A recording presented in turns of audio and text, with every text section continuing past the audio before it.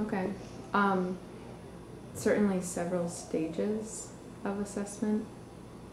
The very early stages would be formative. For instance, having them select the poem that they want to work with, and then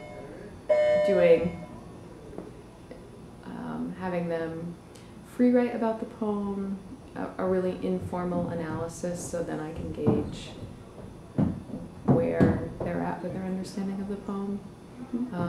And a lot of individual guidance from that point on, which would be me responding to that prompt, me perhaps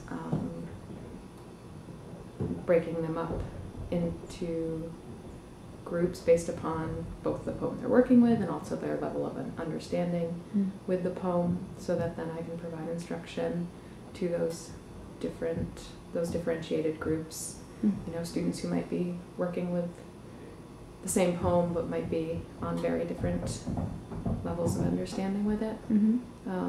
So certainly a lot of formative assessment, really all formative assessment until that final project is finished and we're setting up to display them.